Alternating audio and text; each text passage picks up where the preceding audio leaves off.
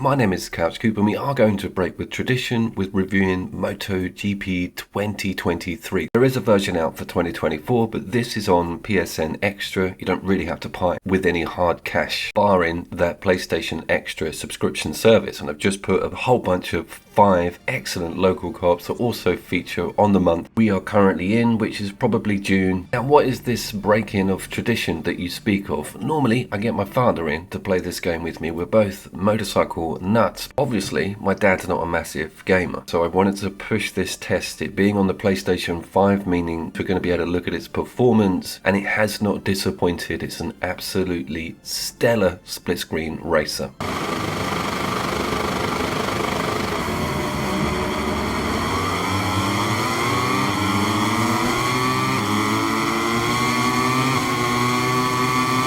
Make a sort of mental note of these single player wet look visuals. It's very important. Testing 2022 over on the PC made the split screen mode just fall over if you change the weather effects around. It really only ran at 30 frames per second. This is on the quality mode, so we're seeing up to 4K on the visuals and a very smooth pegged 30. It may even be going higher. I'm extremely impressed with the single player visuals of this game.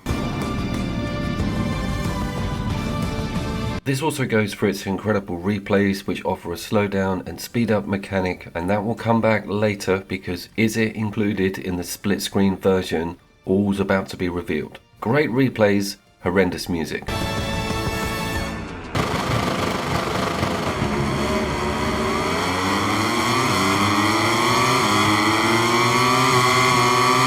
What did I do? Well, he got them up to the 2-minute mark without showing the split screen. I am over on the left, and my housemate is over on the right, Sean, and he has played this game before, and this was a real gift, being able to go hammer and tong with someone else properly in this video game. No offense, Dad. 2 screens below a MotoGP 2022 from the review 1 year ago. Remember, we're not running it on the PlayStation 5. You don't see a massive jump in sort of rider fidelity or graphics, but you can certainly see that PlayStation 5 version of the newer game is a lot smoother, but that's totally understandable. MotoGP 2022 is coming up to over 2 years old, so that one is easily forgiven. What about content? What about the campaign structure or rewards? I've just looked at a game called Monster Jam Steel Titans, which is in that 5 more video. I'll put the link in, which enables you to unlock and increase and bolt onto your cars, or even put towards a greater campaign goal.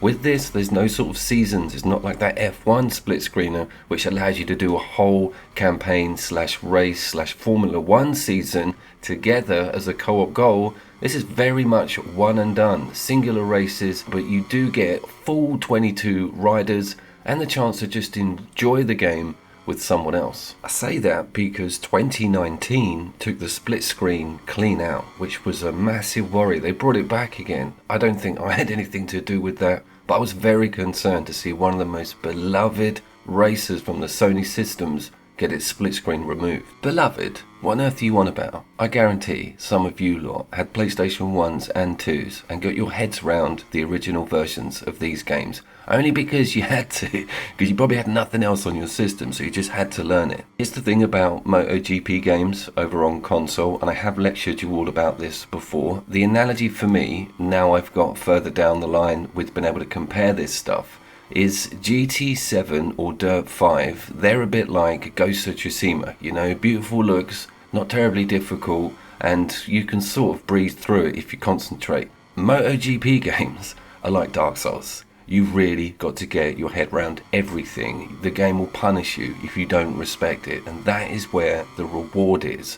The knife edge is far more tense than just going full drift into a corner and clattering into someone.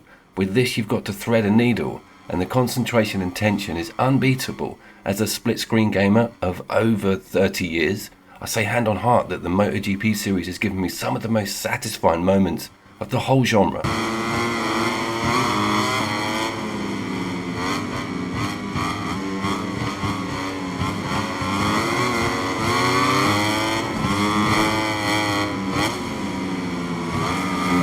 I did want to test the night visuals. I'm not aware of any ray traced options on or off, and this didn't really suffer any major frame dips, it was kind of perfect. Just changing it out also as a variable before the race is very welcome. Some tracks actually have locked weather options, so keep an eye out for that. For the second player, default into the easiest assist mode. It does a GT7 and puts player 2 on an easy mode. Put it to classic. Everybody on classic, notch it up 1 if you're feeling adventurous. We also don't have our track assist, you know, the line that turns blue and red. We kind of dealt with this after a while, but I still cannot find the toggle on off button within the settings. I probably need some help with that one, which baffled me because I've been playing this game or series for 15 years.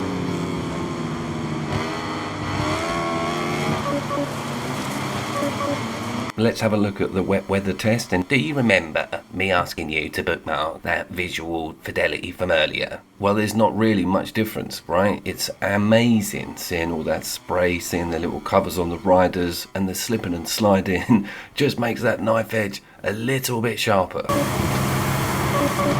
We've also put the AI down to 35% intelligence, which is equivalent to it suffering a head injury. There's not one bit of footage where we're in the top 3 for this entire playthrough. We sat with this game for nearly 4.5 hours. Now this is what also happened, and this goes against the campaign or lack of content. We started with time trials because I was like, Sean, get your head around it again, get back into it. I shouldn't have given him that much time, but we ended up doing laps with the Ghost Rider switched on and then passing the pad when we'd completed an intact lap and then watching the other player deal with the aforementioned set time. An hour and a half went by. Just as much enjoyment was had shaving lap times off attempts, and it got us to know the tracks, and we also were looking at the game in its quality mode. It does also have performance, but you've got the full screen, the other person can shout abuse. It's quite a lot of fun.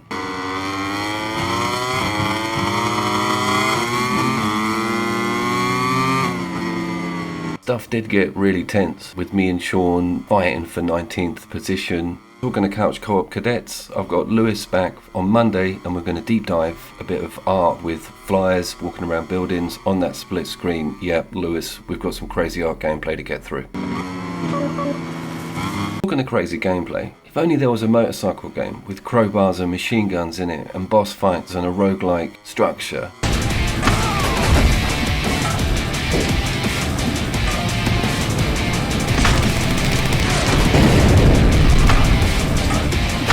We'll link and annotate the full video review. What else is it going to be? Might be doing a radio show now. To Road Redemption in the link. Just for all the people I've left on a cliffhanger about the replay option, whether the local co-op players are in it, there is no replay. That's a solid no. Heartbroken there a bit. As a conclusion, the PlayStation 5 version of MotoGP 2023 is an absolutely beautiful looking split screen racer. Unfortunately, not enough campaign content, but it more than makes up for it with that time trial mode. I'll see you down there.